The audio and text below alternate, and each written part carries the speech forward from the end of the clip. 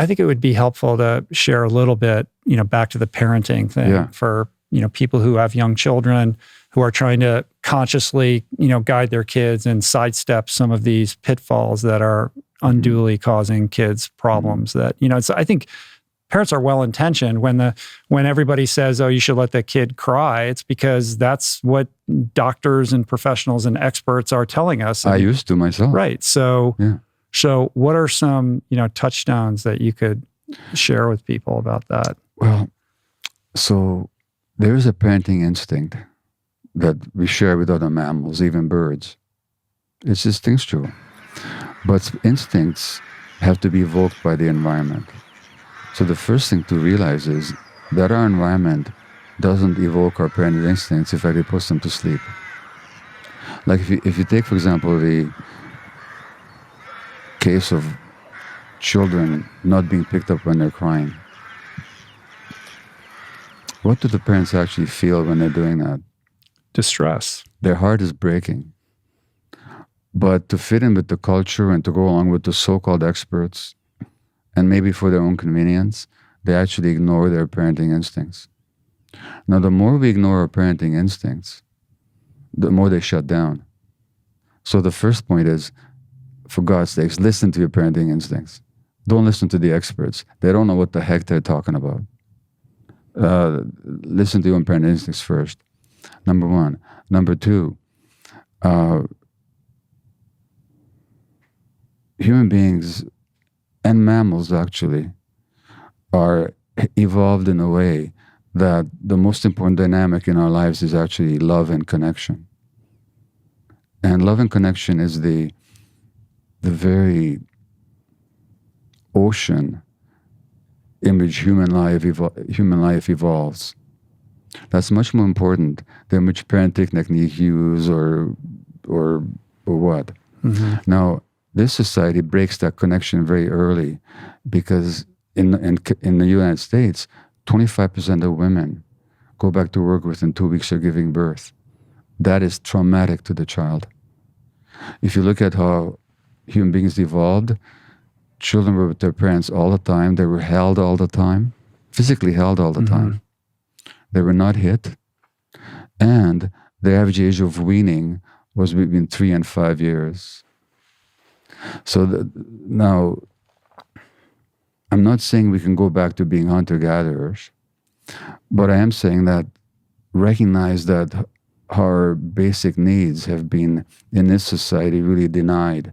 So some people can't help going back to work. That's their economic situation. That's part of the toxicity of our culture. But as much as possible, at least let's see what those children are losing and give them as much love and connection as possible. Don't make it even worse by parenting practices that undermine the relationship. In this society, children get far too hooked on their peers far too early. I don't know if you read my book, Hold On to Your Kids. No, I didn't read that one. Well, if, your youngest one is 14, so it might be too late. Maybe I don't know, but our children, by default, end up developing important relationship with one another at the expense of the relationship with the parents. Mm-hmm. That's why they spend all their time on Facebook trying to connect with each other, because they're looking for contact and connection that they should have got from the adults, but they're not. And so now they turn to each other. And each other is a very inadequate replacement for wise, nurturing adult contact. Mm-hmm. So we just need to be aware of all that's lost in this culture and do as much as we can to restore it within the limitations of our existence. Yeah, beautifully put. And furthermore, so much of the parenting advice to kids is about how do we get this behavior or that behavior. So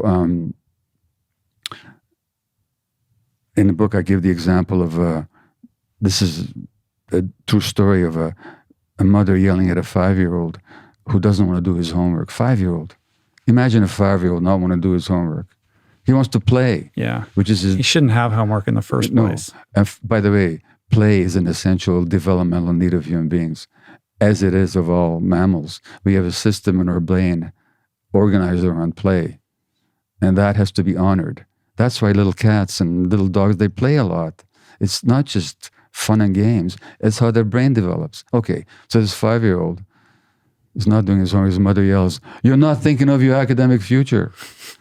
And our line in the book is, well, if the kid could yell back, he would yell, "But you're not thinking of my developmental needs." We have to honor children's developmental needs. And we have to put the developmental needs ahead of our agenda for their behaviors. If the developmental needs are met, they're going to learn beautifully. You don't have to push them. They'll be curious. They'll be spontaneously interested. They'll want to find out about things. They'll want to gain mastery. And learning will be a joy for them. That's not what we do. We demotivate them with all the pressure that we put on them. Yeah. So there's so many ways in this culture where we could do things better if we only understood what the actual needs of children were. So what I'm saying to parents is, so there's this book called Crib Sheet by Emily Oster, who's a economist, I think. So with an economist brain, she looks at all these studies and figures out what's best for kids. For God's sakes, it's all backwards. It's much of the advice she gives is terrible advice on parenting. It's all designed for the parent's convenience. Right. And she's asking, what do the parents need? But what the parents need in an abnormal culture, what the parents think they need in an abnormal culture, is itself abnormal.